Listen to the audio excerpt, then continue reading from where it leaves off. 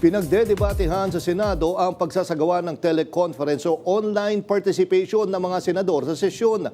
Tanong ng Senate Majority kung nagawa ito noon kay dating Senador Leila de Lima, bakit hindi ito magawa ngayon para kay Senator Ronald De La Rosa? Yan ang umarangkadang balita ni Angela Babad.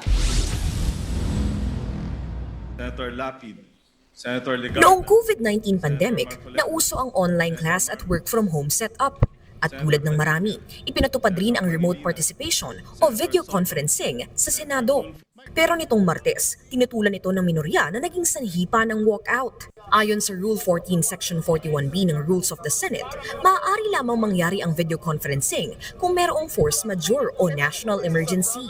Ibig sabihin, dapat may pangyayari na pumipigil sa pisikal na pagtitipon ng mga senador, gaya ng pandemya. Sabi ni Senator Robin Padilla, force majeure na kung tawagin ang gulo sa Middle East at China-Taiwan, pati ang El Nino. Pero ayon kay Senate Minority Members Senator Risa Ontiveros at Senator Panfilo Lacson, hindi ito halimbawa ng force majeure gaya ng pandemic. Iniuugnay din ng minorya ang nasabing pag-aamyenda ng Rules of the Senate para sa ngayon itinuturing na pugante na si Senator Ronald De La Rosa. Bukod sa pandemya, hiniling rin noong 2017 ang teleconferencing para sa nakakulong na dating Senator Leila de Lima para ipagpatuloy ang kanyang legislative duties. Pero di tulad ni Bato, sa isang Senate Resolution No. 505, iginiit ng oposisyon noon na hindi flight risk si de Lima dahil sa kusa nitong pagsuko sa mga otoridad.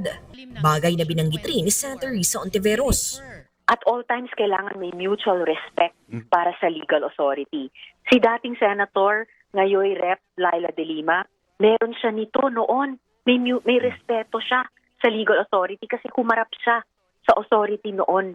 Unfortunately, yung kasama kong senador ngayon ay nagpapakita ng walang respeto sa legal authority.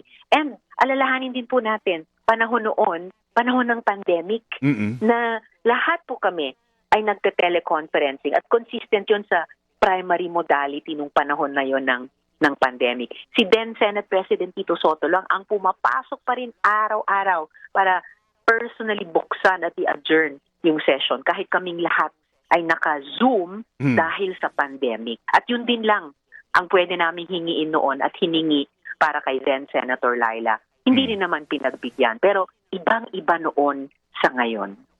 Nagbigay naman ng pahayag si ngayon mamamayang Liberal Representative Leila de Lima at iginiit na bukod sa pagkakaiba ng pandemya noon at ngayon ay walang pinamadaling pag-aamyenda sa Senate rules. Ako si Angela Babad ng PRTV News, nagseserbisyo para sa Pilipino.